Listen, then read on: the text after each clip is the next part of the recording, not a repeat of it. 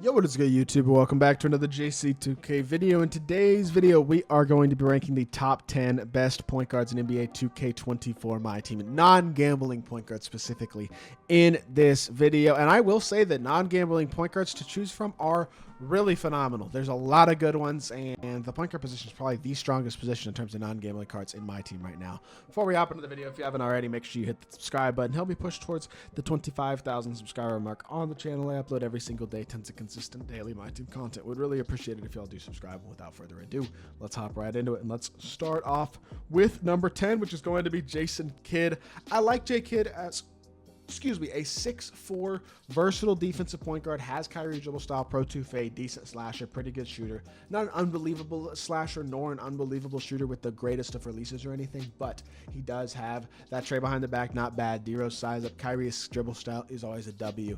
Overall, pretty solid sigs, Pro 2 fade, J-Kid release on very quick. This is a good card. I like him a lot. He defends his butt off. I think he's still super duper solid, and the locker code that he was available in makes him, in my opinion, a non-gambling point guard, even though he was originally a PG's. He was originally a gambling card, so because he was available for free for everybody for extended period of time, he is a definite non-gambling card. Austin Reaves is at number 9 because, I mean, he's 6'5" with a 6'6" wingspan. He doesn't have unbelievable size. He's certainly not an elite slasher with only an 80 driving dunk and gold finishing badges for the most part. Defensively also could be better. No immovable enforcer. He's fine, but not elite. But he does have a very good release, D-book dribble style, Pro 2 fade, and like a lot of good about him as well. Decent behind the back. Kobe escape is nice. Like as a whole, he's a good 3-hunter with a really nice release and a top tier fade. And I think he just does a really good job of shot creation still. And that provides a good amount of value still as one of the better non-gambling PGs in the game. But I will say after this Reaves, I feel like it starts to step up. You go to Morant, for example, at 8.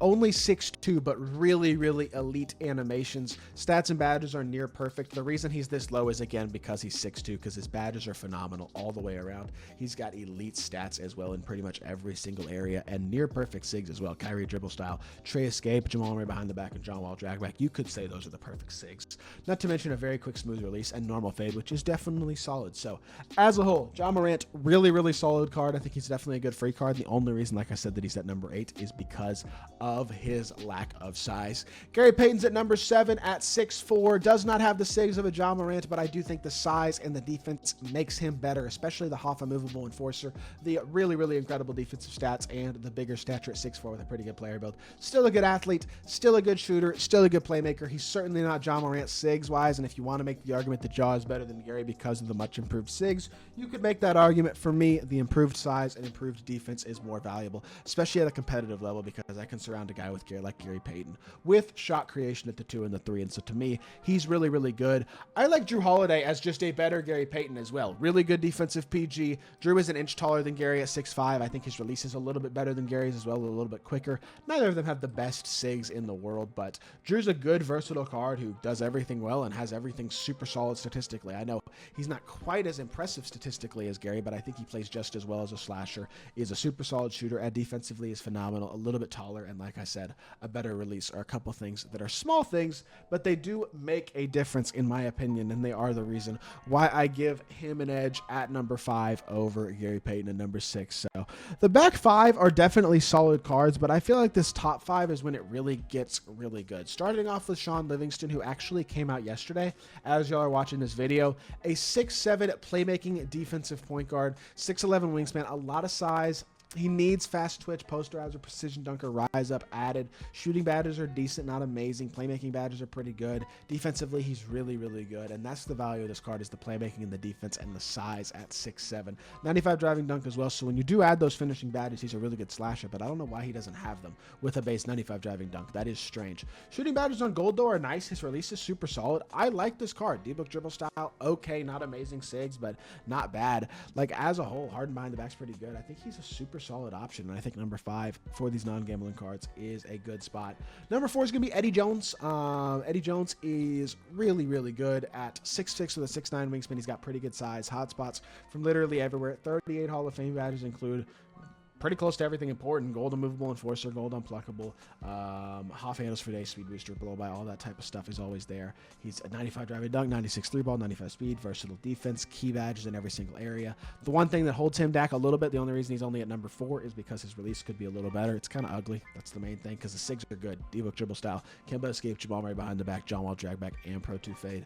That is solid. He just does not have the greatest release in the world. Number 3 is Gilbert Arenas, Agent Zero. Only 6'4", but half immovable enforcer is huge for that lack of size. Also, his release is absolutely exceptional. Combine that with Jamal Murray behind the back and Kemba escape, and you have a top-tier 3-hunting point guard who is really, really athletic, great release, versatile playmaker, and a very capable good defender with, again, like I said, that half immovable enforcer, post-lockdown anchor, in addition to all the perimeter badges as well. Pretty much everything you would want on a PG, especially with a smaller PG. The ability to compete on the interior at a very high level is super-duper valuable, and I think it's the main thing that truly elevates a guy like Gilbert Arenas. And I could say you can switch these guys. It's totally fine. I like this release personally. That's the main thing that puts him ahead. Just like with Jrue Holiday and Gary Payton, the release is the main thing that differentiates those cards. And I mean, this list right here is already good. These are already good cards, but the top 2 is where it really gets elevated. Shai Gilgeous-Alexander at number 2. The level 40 reward is just still one of the better cards in the game. 6'6" with a 6'11" wingspan, 97 speed, 95 three ball, 90 driving dunk. Versatile, really good defender. Gold immovable enforcer, super solid defensive hoffs. Playmaking badges are great. Shooting badges are great, as are the finishing badges. He is still one of the very best point guards in the game. Animation-wise, still phenomenal. His Pro Pass version has his release on very quick. The other one has it on quick. Trey fade, Kyrie dribble style, Jamal Murray escape, John Wall drag back, and Jamal Murray behind the back means those perfect SIGs with a great fade and a really good release as a whole.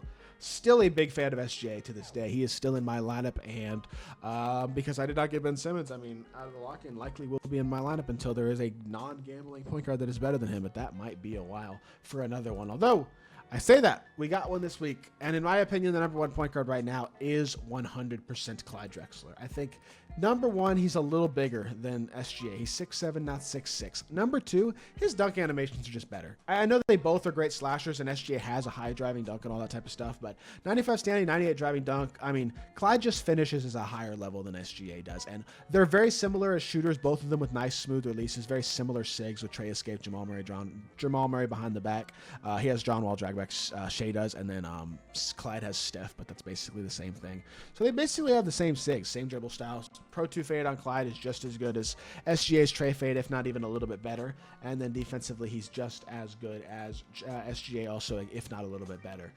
With being a little bit bigger, maybe slightly better badges as well. Half interceptor is an added badge that SGA definitely doesn't have. Overall, it's like, I don't know. I really do believe that I think Clyde Drexler has actually passed SGA as the best point guard in the game, or the best non-gambling point guard in the game. And I think this list is really, really good. A lot of these cards are going to be on the top 10, including gambling cards as well, which is a W, and I think it's the way it should be. But unfortunately, it's not as true for other positions as the PG spot. With that being said, number 1, let me know how y'all thought of my list. Feel free to leave a comment. Let me know what y'all think. And if you did enjoy the video, make sure you hit that like button and subscribe. I'll be back with more 2K content very, very soon, and I appreciate y'all. Peace.